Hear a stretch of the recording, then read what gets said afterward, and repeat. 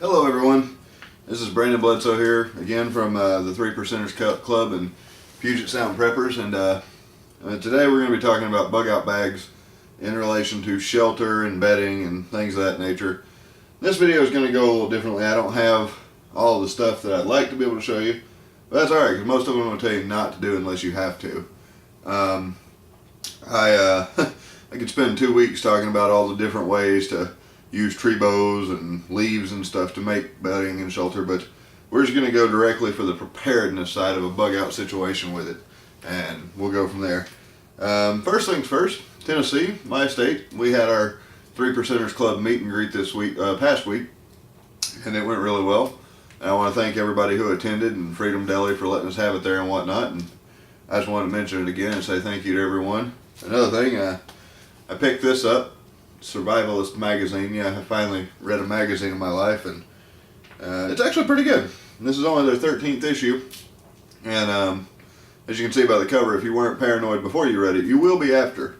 No, it has some really good information. I'm probably going to subscribe. Their subscription price isn't bad at all, and it really beats the shelf price to death.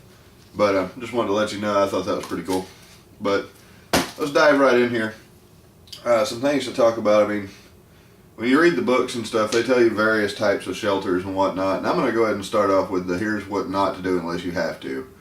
1, do not plan on depending upon a tarp shelter or a poncho shelter. They're basically the same thing.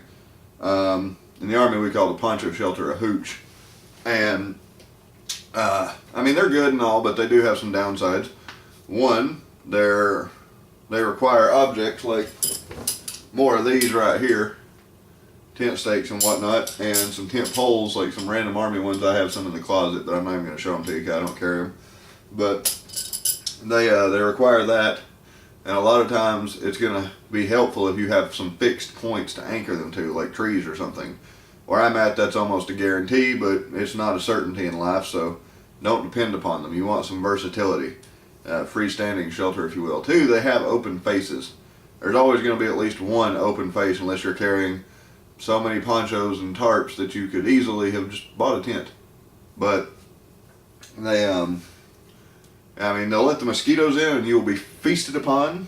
They'll let other things in. You know, they just don't provide a whole lot of anything. I mean, they'll give you some shelter if you need it, and for that reason, I carry this little wonderful backpacker's tarp.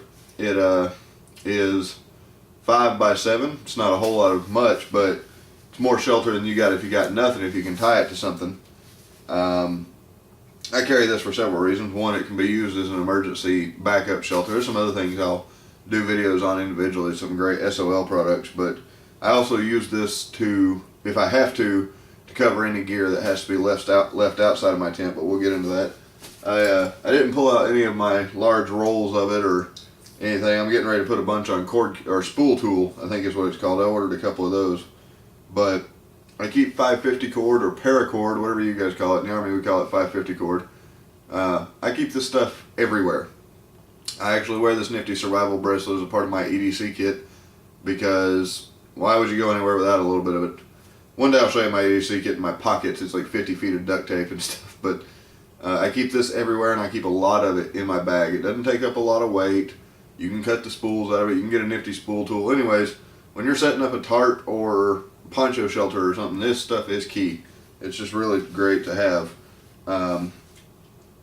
Next, other things to think about with them are that with that open face, you're going to have to create a whole lot of insulation to go with them. So, I carry a little tarp there, and it would be better than nothing if I didn't have anything. Another thing, I mean, and you saw my video on my truck as well. If you'll notice, the things I use to disguise my gas cans are also multiple use. It's all about redundancy. And in the back of that truck, I have 2 pallets and some tarps disguised to look like junk over my gas cans. And I mean, when I travel, when I take all my gear out to go bug out every quarter or so, just for practice and fun and whatnot, I use the pallets to set my stuff on, and I cover it with the tarp. Of course, it's common use. But if I was stranded with that vehicle, I could also make some emergency shelter using those. But again, let's not get into all the different ways you could make shelter. Another thing you don't want to do, I'm going to go ahead and tell you not to do, is a hammock. There's a lot of reasons behind that, and some of which we'll explain more. But again, it goes back to you don't want to have fixed points. Hammocks are dependent upon fixed points to anchor it to. You don't want to have to depend on that. Doesn't provide any cover for your gear. And I guess I'll go ahead and mention it. But if you've never been in the Army or anything, or slept on a cot, or I don't know all the situations that I could describe, but the dead space underneath you, like here's you, here's the ground, all this space underneath you, you have to heat that. That steals your heat. It's like a little rubber. And so if you're hanging from a hammock, I don't know what kind of insulation you're using, but you're still heating that space.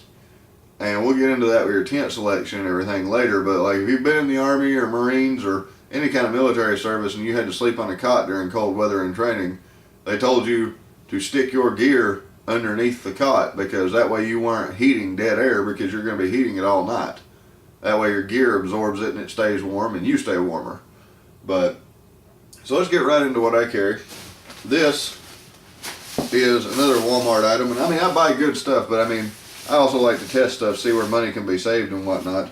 This isn't its original bag, I'll tell you what this is, but I bought the Outdoor Products or Ozark Trail or whatever you want to call it. It was $25, and it was a 6x6 tent that had everything you need and nothing you didn't need. I'm not going to drag this thing all the way out. I took its original bag and trashed it, and I bought it a compression sack just because it was more convenient and it actually offers some water resistance and everything. But this is the bottom portion of the tent here that you see, and so it's got its own tarping to it. Here's what it has. It has a bathtub type bottom, and what I mean by that is the bottom is basically waterproof, and it comes up, you know, so far up the walls. It's not just bottom and then wall of tent. It is the I would say the bottom of the tent there comes about 6 to 8 inches up the walls or more, and that way water doesn't creep in on you. It has one entry point, and that entry point also has the window where you can unzip the tent to reveal mesh. It has a mesh top, and it also comes with a rain whatever, like a rain bivvy, rain flap, whatever, and you can't lose that rain flap. It's permanently affixed on 2 points, and then you hook the others over when you set it up. So if you want ventilation, you have to open this flap here and let it circulate through the top, but rain won't come in on you. And it is very easy to set up for one person. Like I said, I'm not dragging the whole thing out and turn it huge in this room, but it has everything it needs and everything it doesn't. It even has a little storage thing in the top, just a small one. But and yes, I said it was 6x6. I am clearly 6'1". So the only way I lay flat in this thing is if I sleep corner to corner diagonally. And it doesn't offer a whole lot of room. It could house 2 adults if they were real camped up, real cozy.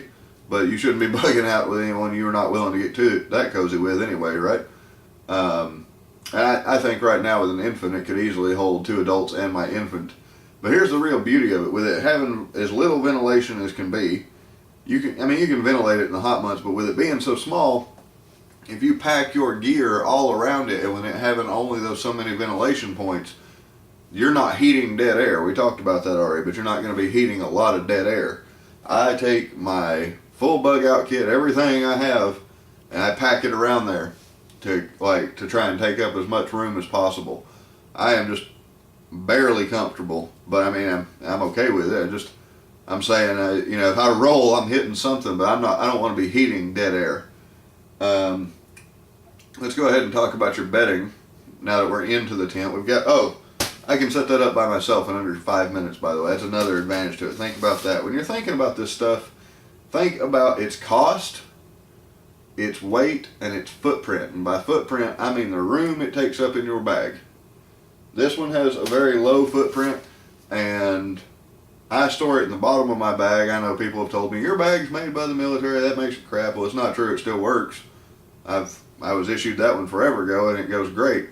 A lot of people are turning to them. The other reason they don't like it is it's a black hole bag, meaning it just has one giant compartment for the most part, and that's true.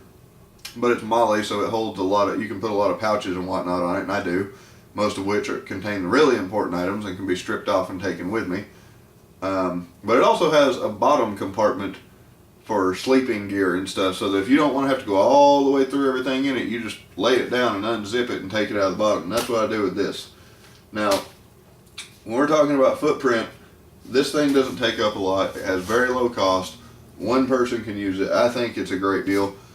We could spend just as much time talking about the plethora of tents that they make for backpackers and survivalists and everything. They have ones you shake out and they all of a sudden are there. They spring into being, and they have ones that look to me like a bug cocoon. I like this one because it was cheap. It's easily replaceable. It does its job. I've taken it out several times now. It works great. And you know, it's not easy to heat. I mean, it's not hard to heat and cool. Now, when we're talking about taking up very little footprint, let's talk about sleeping bags. This is somewhere I spent a little bit more money for my basic sleeping bag, and this is a Ozark Trail Cocoon 200, and it is a down sleeping bag. Now, down is naturally going to cost you more than synthetics, but down is just unbelievably compressible. This right here, this little bag, is rated to 32 degrees, and that's great. Its total weight, compression sack and all, is 720 grams.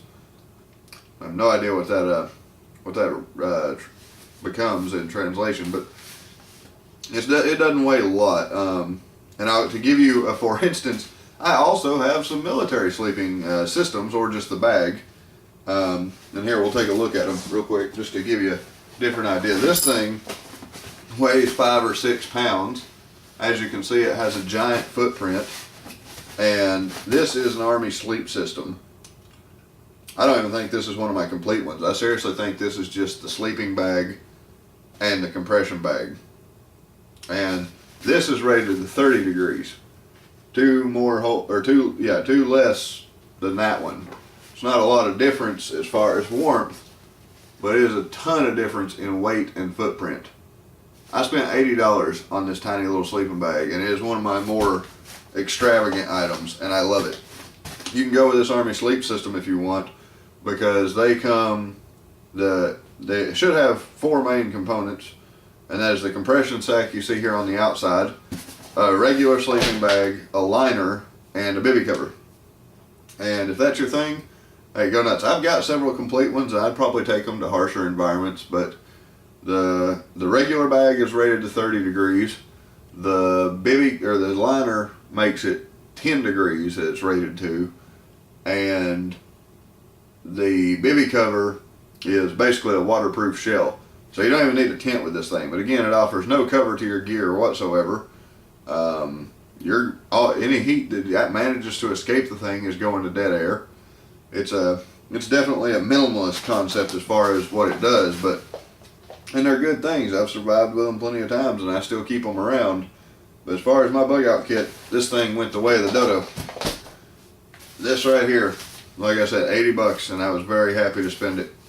An item I'm going to get to go with it, I don't have it yet, but I'm going to pick it up, is something that's about the same size, and again, together they don't take up the room or weight that does, but it's a fleece sleeping bag for like summer camping. And that way you've got what you need for either situation at all times, and you can line that one with it if you had to. And to make this even more fun, I did drag out what is in here just to show you in general terms what we're talking about how big this thing is. This thing is gigantic, and another advantage to it is it does have a hood and drawstring and stuff, so you can seal yourself up in it, but it's just utterly huge and not really suited to bugging out.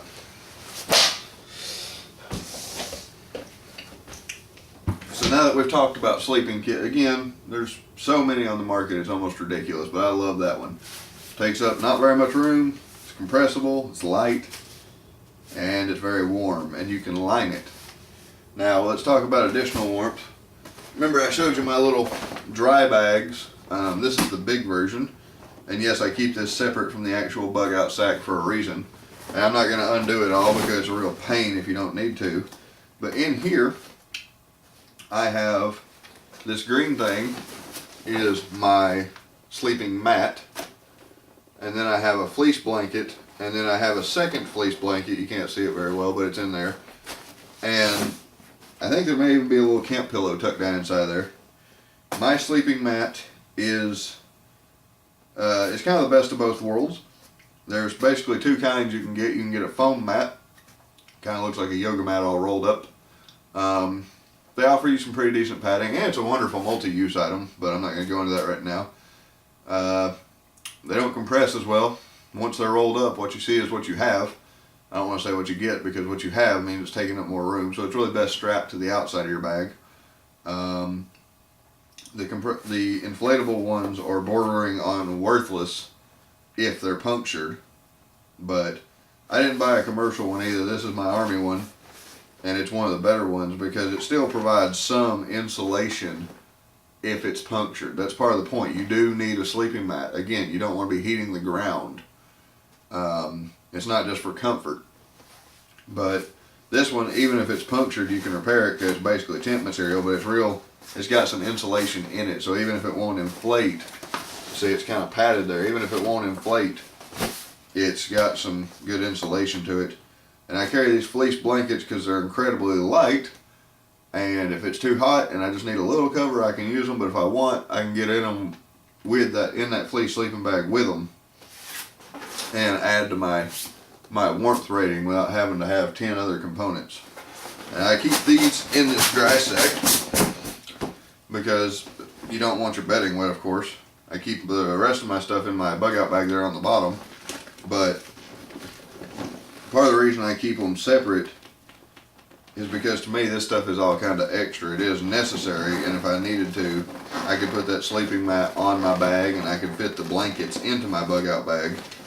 But again, with this thing, I'm probably going to be bugging out with an infant, so this thing can ride on the stroller, and if I wanted to, I could compress it even further. At the moment it's rather inflated because I open it up for you guys, but I can also strap that to the outside of my bag, but I can make room for everything in it on my bag. It's just more convenient not to at the moment because I have places to put it.